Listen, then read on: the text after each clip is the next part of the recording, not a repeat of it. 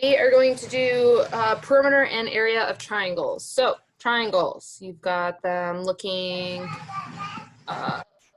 this.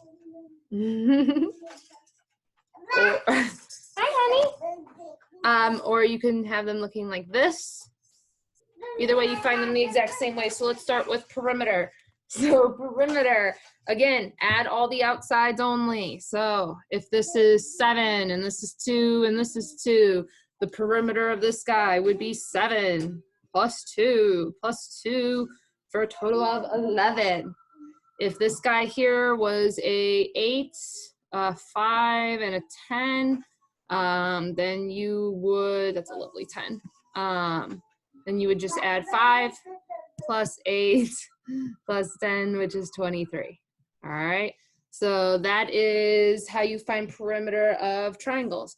Area of triangles. So whether it's this one or this one, your formula is base times height, because a triangle comes from a rectangle or a square. If you were to cut a rectangle or a square in half, you get a triangle. And a rectangle or a square's formula is base times height. Well, you're only using half of a rectangle, so you cut it in half. So for a triangle, you are just going to do base times height divided by 2.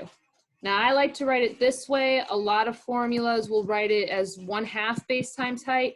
It's the exact same thing. It just means take the base and the height, times them together, then take half of it.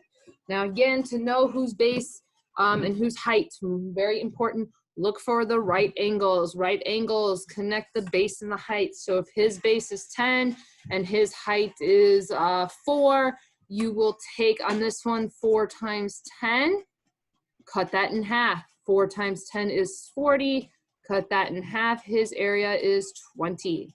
For this guy, his height is going to be on the inside. So the slants do not matter for the area, just perimeter, okay?